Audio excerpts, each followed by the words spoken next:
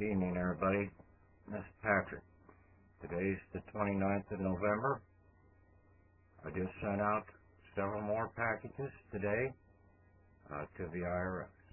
I'm going to detail in what I sent out to the IRS to basically get paid from my FIDE commissary account. I want to start off with one simple item, okay?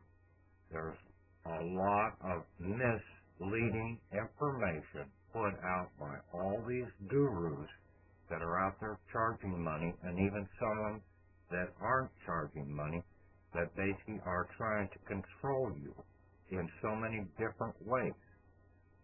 I have no wannabe or ego in trying to control you. It appears that way at times because I really love humanity. I want to try and protect the country and make things right. That's my only goal. I'm not out to try and harm anybody in any way. I am just trying to find out the truth. We're going to start off with taking a simple look at the dollar bill, the Federal Reserve dollar. On there are two things that basically have been misinterpreted or misled, leading the people into false sense of what's going on. The first one is, "In God we trust." Now, you may not comprehend what I'm about to say on this, but when you sit down and really think about it, you should come to the same understanding. It says, "In God we trust." The country of America was set up, and at the start of the preamble, and in almost all the states, the preamble starts off, "We the people of the state or of America." It's we the people that own this country. It's we the people that own the state. The corporations, the United States, or the state of Iowa Corporation, all capital letters in those titles, are corporations. We, the people, even own those corporations because we're the shareholders of those corporations. A corporation cannot own anything. It's a fiction. We are the reality. And we own it. We have to step up and start acting like the owners that we are, not with unbridled authority and saying we're in control and all this and that. No, we have to know what we have the rights to do. Our rights are protected. So, is what "In God we trust" really should be saying. In your soul's name, we have created a trust for you. It was at one time called a Cesta K trust. It has been reclassified as a FIDE commissary. FIDE is another word for trust. So it is a trust commissary. A commissary was where you could go down to, sort of like a store. You'd go down and pick things off the shelf and just sign for them. So we have a birthing FIDE commissary. That is also where a male has his shares of the corporations. I'm sorry, women, that basically you were only given a dowry. You were supposed to merge with a man because that's the way the natural laws work. The other thing on the dollar bill is that pyramid. You see an all-seeing eye at the top of the pyramid. That means that we're supposed to wake up and see that that is us. That we're supposed to be at the top of the pyramid. Yes, there's a lot of evil stuff that goes on and perpetrated out there to cause us to go the wrong direction. But look beneath it and you will see the truth. You will see yourself looking back at you. That's what the pharaohs took out of Egypt. The gold off the Great Pyramid. That was their payment for the servitude for 210 years. Not slavery, but servitude. They had put up their collateral for the pharaoh to build his empire.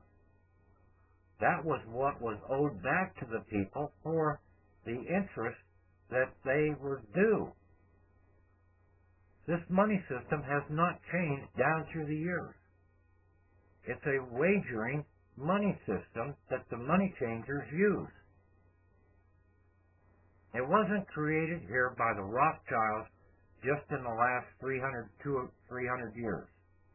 This system has been in place in the Assyrians, in the Medes, in the Greeks, in the Romans, in the Jews, empires, in the Egyptian empires. The same money system, the money changers, have used the same system over and over again. It's a wagering system. And the wager is that we're not going to come forward and pay with real substance for a certain duration of time. And in this country, it is 3 years. At the end of 3 years, all bets are off. They have to be settled. So a mortgage is fully paid at the end of 3 years. The next 27 years is total fraud. Your traffic ticket stays on the book with the court for 3 years. Then it's paid for. Then it comes off the books. Who owes the insurance? Who owes the real taxes in this country? It is not the people. It is the corporations that owe them. We have to turn around and do 1099-Cs and 1099-As to pick up the abandoned property that we're leaving laying around. We cancel the debt that basically they owe to us. Then the debt is paid. We should be operating under the right of discussion. And in the right of discussion, the creditor has to call in the principal debtor to pay his debt first before we can basically pay our debt if we do owe one. Because we've not been paid for the fee of using our property as asset.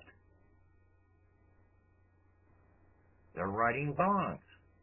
They're also turning around and giving us a dry exchange, where they're giving us one Federal Reserve dollar for 10. They keep 9.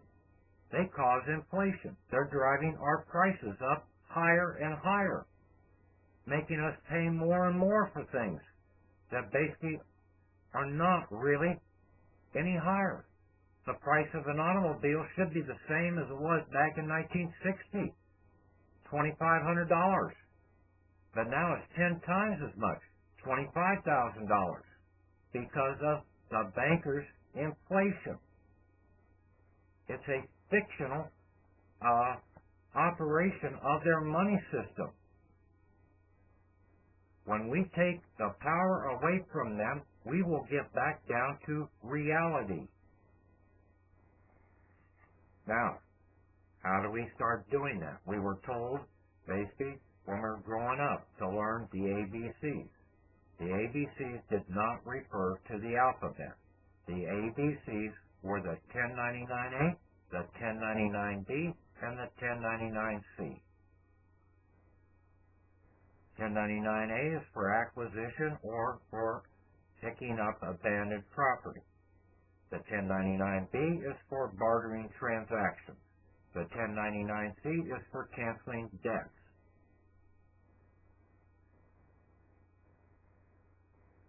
In this country, our five commissary, our birthing trust, is the Bank of America. That's where all the real assets are being held. We are our own private bank within the Empire of America. We are the Treasury. And then basically all the banks together form the Central Bank of America. Because they're all centralized. Okay? Now, if we're the bank, and we've got an account at that bank, and we're the sole account holder in our little bank, and we want to borrow some money from our bank, do we need to pay the bank back? No. If we're going out and buying something with it, basically we're going to be doing an exchange. One asset for something else. Only we won't be holding it in the bank, we will be holding it out here on our other hand, out in the real world. So, we want to do an acquisition. We want to go out and buy a farm, or we want to buy a house, or we want to buy a new car or pickup, whatever. We go down, we find out how much it is. We turn around and say, okay, I'm going to go to the bank, my bank, for a loan. You take a 1099A. You fill out the name of your bank. In my case, it's Patrick Devine, all capitalized. That is my vessel bank. It's my Social Security trust. Now, the first thing before you start this process, you're going to have to do a Form 56. And a Form 56 basically is to identify the fiduciary over that account. So you're going to set it up, the name of the person who you are acting for. And basically that's going to be your capital name, Social Security account. The fiduciary's name is going to be your name. And I would put Esquire behind it. Because you, when you turned 18 or when you signed your Social Security card, you became an executor over that trust. It's not an estate, it's a trust. So you became the executor of the trust. You put down the identification number, you put down your name and everything, fill all that out. That's part one. Part two is authority. What is your authority for the fiduciary relationship? You go down to 1C. It's a valid trust instrument and amendments. That's your Social Security card that you sign. And basically the date that you turned 18, you became the executor of that Social Security accessing trust. That was the date of your assignment. You were assigned executor. You go down to part 3. You fill out the type of taxes that you're going to do. Basically, all taxes, that income, excess, withholdings, and returns. You don't have to just use their words that they have on the form. Think what you're doing. Federal income tax numbers. Well, the 1040 if you're doing an individual one, and all 1099s.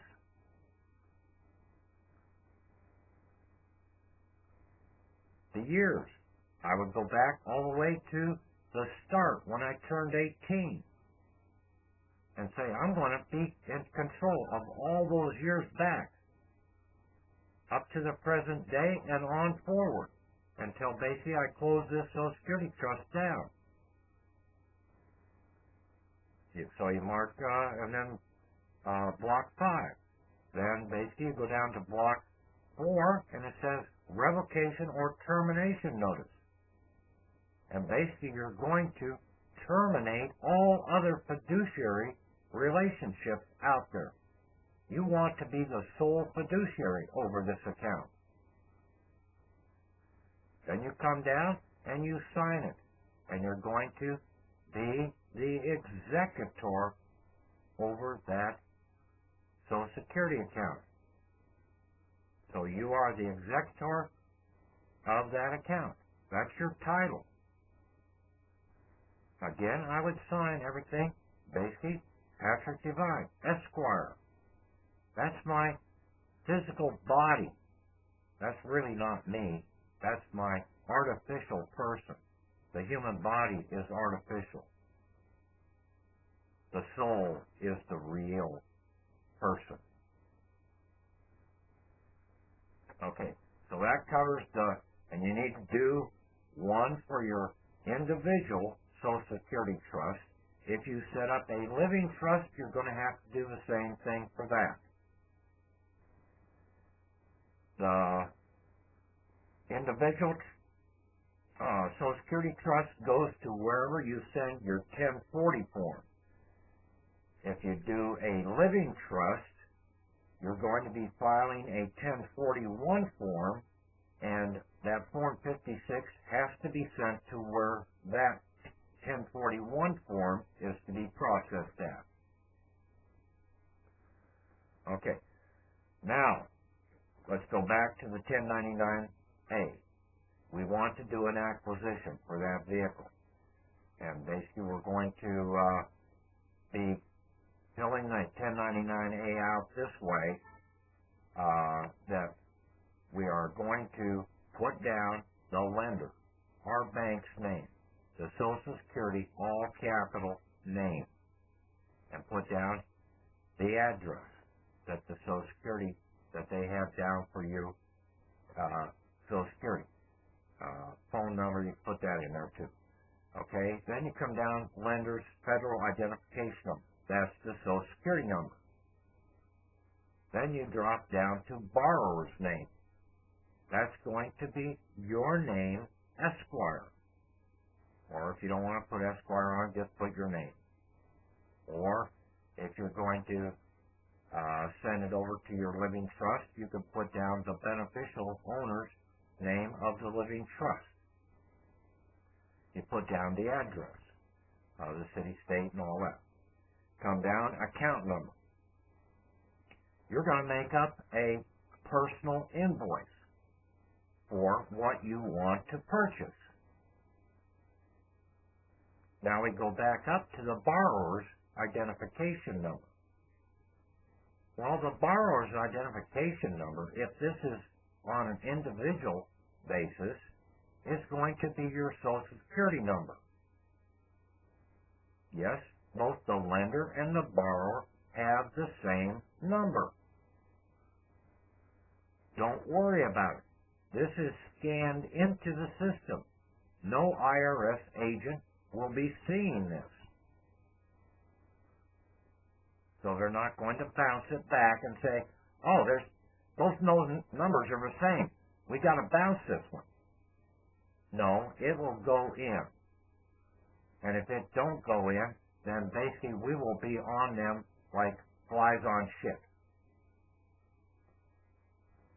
Because it's our bank and we're the owner of that bank.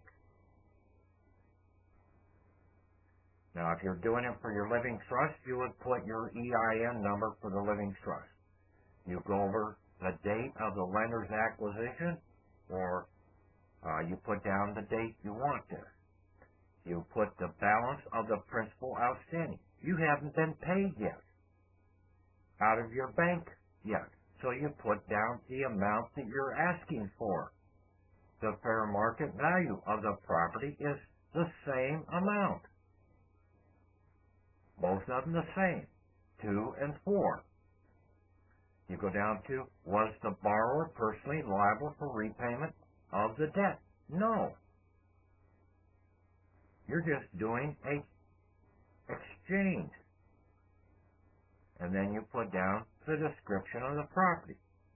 Now there's a copy A. The copy A goes back to where you send you have to send in 1096 along with this copy 1099A. You mark the 1096 down.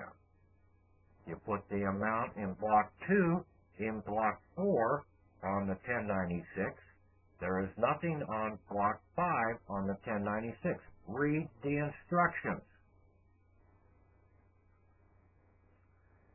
So you send the red copy into where you send them. I send mine into Kansas City.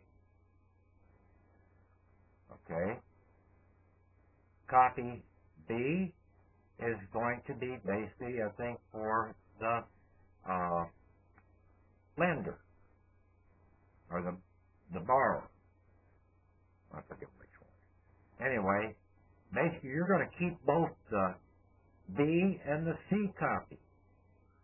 You take the lender's copy and put it in the Social Security bank file. You keep the bank's file. It's your bank. You set up a file for your bank. And then you take the other copy, the borrower's file, that's your individual copy or your trust copy, and you put it into the appropriate file there. If you're doing this on an individual basis, then you turn around and you do a 1040 form to get paid. The 1099A was working with the bank loan officer in the back room. He gave you a sheet and said, okay, go out to the cashier. We're going out to the cashier. We need to have something to give to the cashier to get our money. That is the 1040 form. You fill out the first part of the 1040 form, the header. You go down to line 7. You skip from line 7 all the way down to line 61. You put in the amount that was in block 2 on the 1099A in line 61. You total that column up now, and that takes you down to, I think it's line 71 or something, or 70. You put that in there where it says total. Then you come down and say, okay, the next 2 blocks you'll fill out is overpayment. That will be the same as what was put in line 61 and in the total. And then you say, how much do you want back? Well, I want it all that I have identified. So you put that in the next line. Then you skip down and you sign the thing as the fiduciary. You send that into wherever it says to send your 1040 form in. If you haven't filed a Form 56 with them already, you send a copy of your Form 56 along with this initial request. That is your receipt. That 1040 is your receipt to give to the cashier so that you can get paid. This was so damn simple, it's ridiculous. Now, if you're doing one for your living trust, you will be doing a 1041 form. That either goes to Ogden, Utah, or Cincinnati, Ohio. And there again, you'll have to do a or a Form 56 on your initial filing if you haven't already sent one to them. And basically, you turn around and fill out the 1041 form pretty much the same way you did the 1040 form. You identify how much was in block 2 on the 1099A. That's how much needs to come back to you.